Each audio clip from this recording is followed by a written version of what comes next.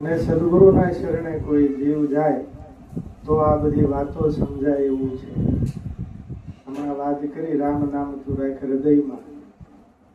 આ એક ભાષા, એક પરિભાષા છે, પણ એને એવું પણ સમજી શકાય કે રામ નામ તું જ છે, એને હૃદયમાં રાખ, બીજાને નહીં. રામને બહાર ગોતવા જાય, બહાર નક્કી કરવા જાય એવો રામ ક્યાંય મળવાનો નથી. તું જ રામ છે એમ સમજીને જો હૃદયમાં ધારી લે તો બહાર ગોતવાની બધી ભ્રમણાઓ ભાંગી જાય. હવે અરુણાબેન મહારાજને વિનંતી કરીએ કે આપણને લાભ.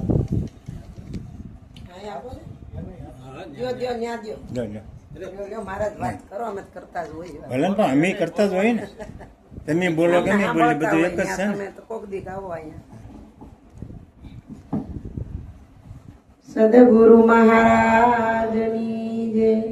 સત્ય સનાતન સતી ધર્મની પધારેલા હરિગુરુ સંતની તત્વસાર ત્રિલોકમાં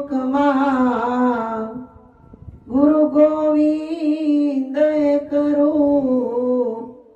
આદ્ય અંત મધ્ય એક છે, હરિગુરુ સંત સ્વરૂપ.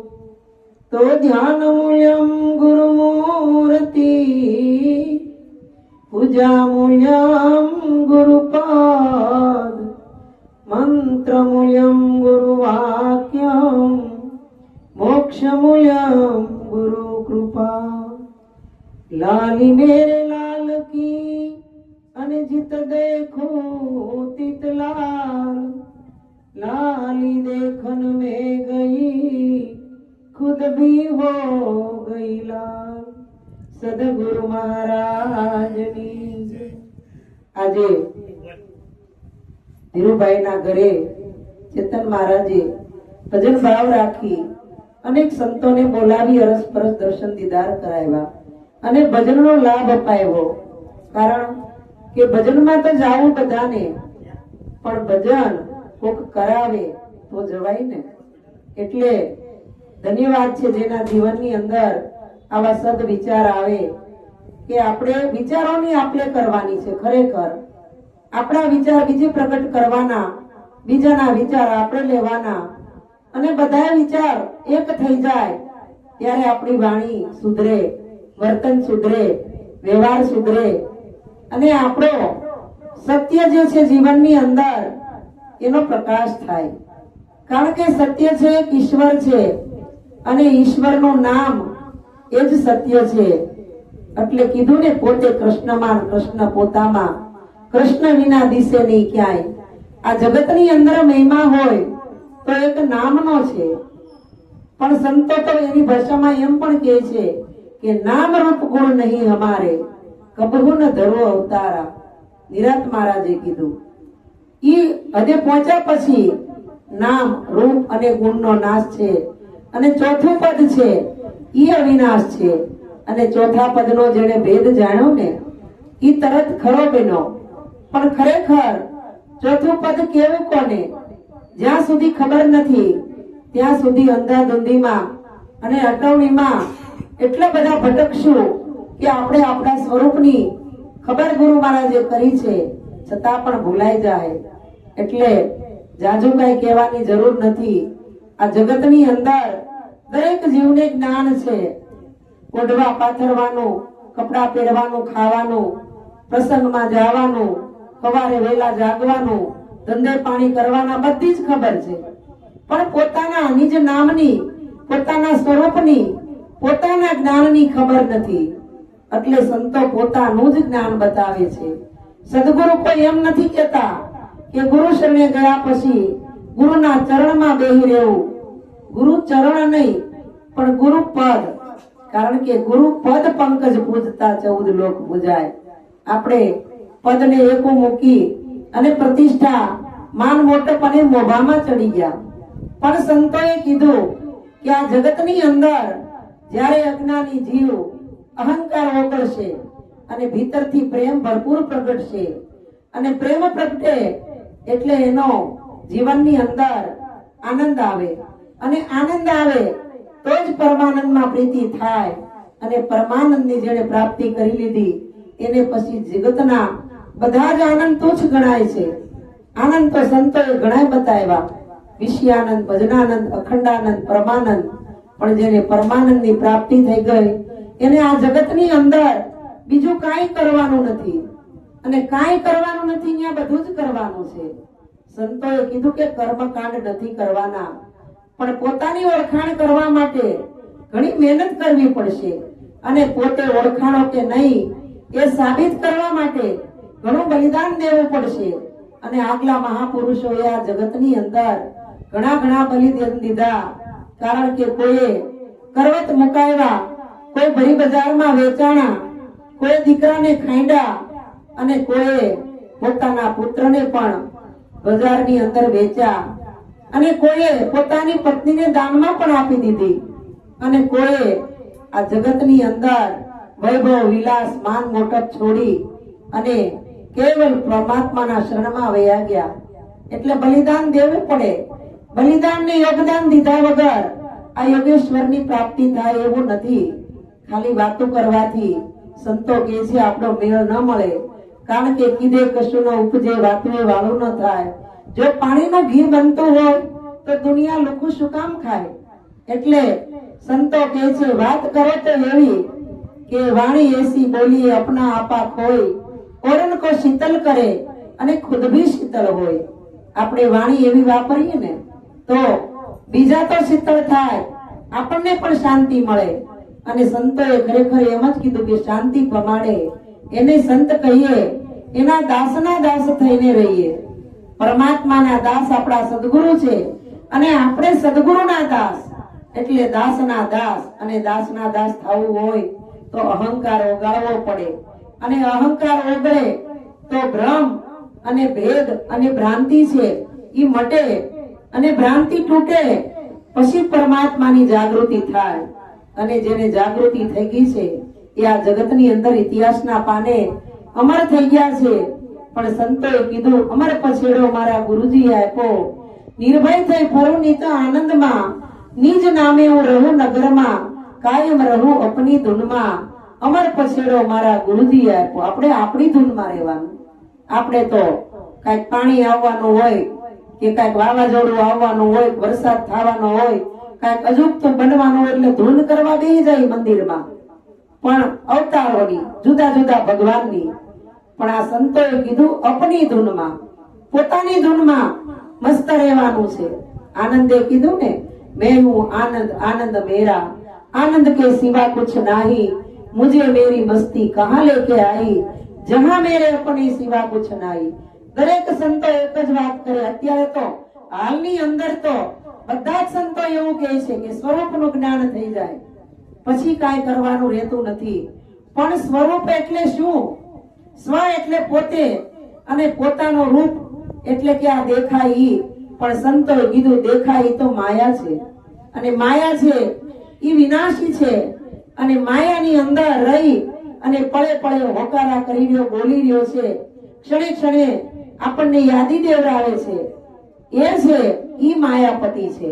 એને ઈશ્વર કીધો, એને સદગુરુ કીધો, એને નામ કીધું, એને વચન કીધો, એને ગુરુ કીધો.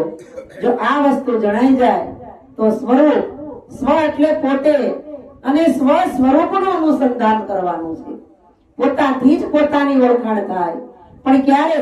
કે ગીતાજીમાં કૃષ્ણ ભગવાને કીધું કે હે અર્જુન, આ જગતની અંદર ઘણા જીવો મને ભજે છે, પણ કોઈ શબ્દથી ભજે, કોઈ વાતથી ભજે, કોઈ ગુણથી ભજે, પણ આત્મા સ્વરૂપે તો મને કોક જ ભજે છે.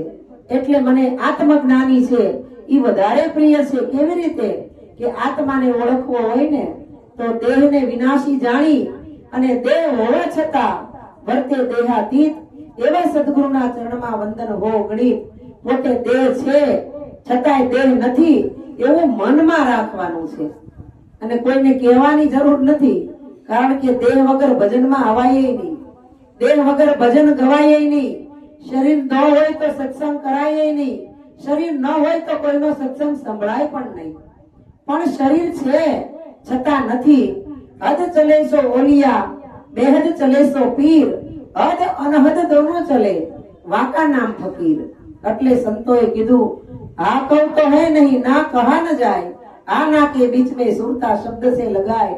મારી ને તમારી સુરતા જ્યાં સુધી કુંવારી છે ત્યાં સુધી ભટકણ ચાલુ રહેશે. દેવ મંદિર, તીર્થ યાત્રાઓ, હોમ હવન, પૂજા પાઠ, કર્મ કાંડ, મારું તારું આ બધું જ ચાલુ રહેશે. પણ સંતોએ કીધું કે આ તમારું કાર્ય નથી. તમે તો અવિનાશી છો, અવિચલ છો, નિશ્ચલ છો, શાશ્વત છો, અમાપ છો. આજકાલના નથી, તમે આદિના છો, અનાદિકાળના છો. અને અત્યારે છે આ શરીર નહીં હોય તોય પણ તમે છો. પણ કઈ રીતે છો એની ઓળખાણ પોતાને જ કરવી પડશે. સદગુરુ તો 3.5 કલાક ખાલી માર્ગ બતાવે, અને એ માર્ગ છે પરમેશ્વરનો ધોરી માર્ગ છે. પણ આ માર્ગને આપણે મૂકી અને જ્યાં ત્યાં આડાવડા ભરાઈ એટલે કાંટા કાકરા ઝાંખરા વાગે, કપડા તો ફાટે, પણ આપણું મન પણ ચીરાઈ જાય. પણ સંતોને, સદગુરુને આપણે જ્યારે મનને સમર્પણ કરી દેશું ત્યારે ગુરુ મહારાજ મન એની આગળ લઈ અને મનને ઇન્જેક્શન આપી અને બેભાન કરી દે. અને બેભાનમાં આપણને સજાગ કરી દેવે સદગુરુ, અને મનનું ઓપરેશન કરી નાખશે. અંદર કૂડ, કપટ, દગા, પાછલા, પ્રપંચ, નિંદા, ઈર્ષ્યા, આ જે કાંઈ મુંડ ગુમડા થઈ ગયા છે એને ગુરુ કાઢી નાખે. કાઢી પછી ટાકા ટેબા લઈ અને પાછું મન સુપ્રત કરે. શા માટે? કે હવે તારું મન ભગવાન બની ગયું છે, આને ખોટી જગ્યાએ નહીં લગાડતો. સંકલ્પ અને વિકલ્પ આ તો મનના તરંગો હતા, પણ સદગુરુએ તરંગને શાંત કરી દીધા.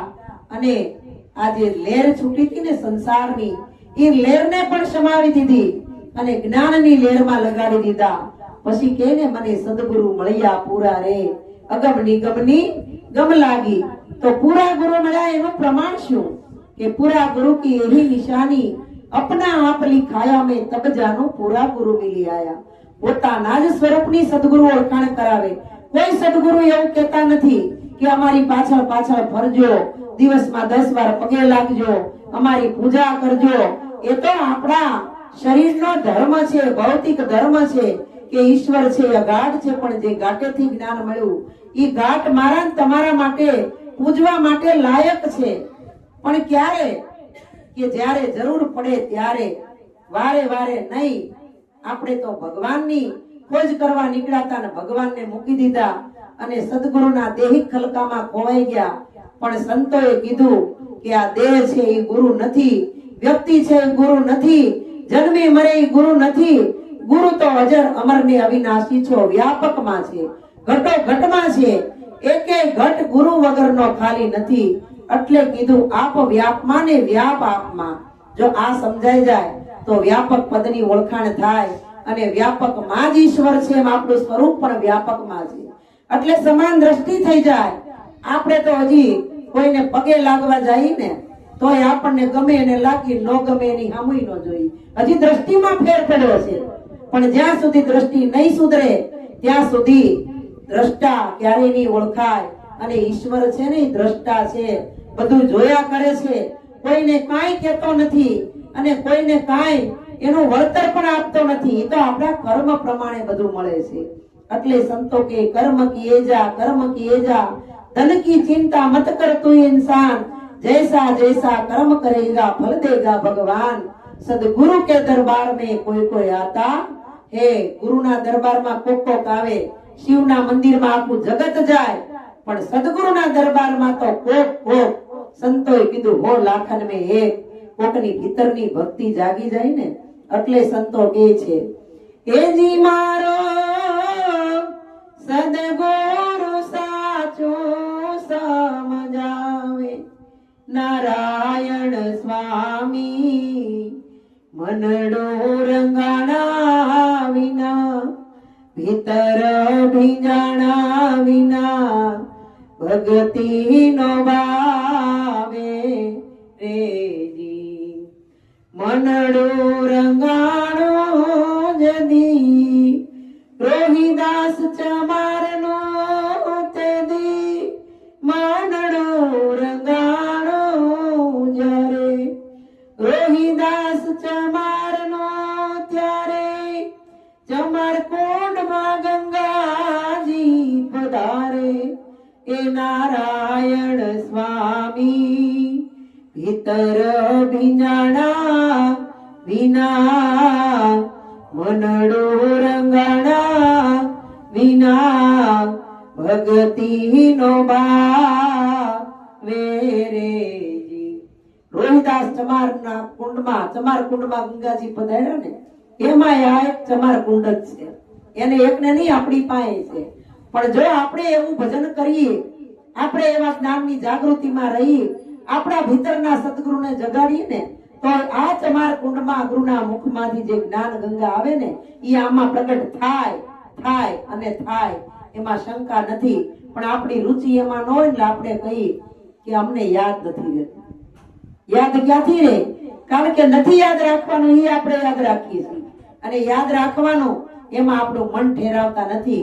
એટલે જે કાંઈ સંતોએ ઠપકો, વાણી, ઉપદેશ, જ્ઞાન આપણું મનને આપ્યું છે, પણ મનને સમજાવ્યા પછી સંતોએ કીધું કે મનની પેલી પાર જઈને મોજું માણી. હવે પેલી પાર કેવી રીતે જાવું એ આપણને હવે આગલા મહાપુરુષો સમજાવશે. બોલીએ સદગુરુ મહારાજ.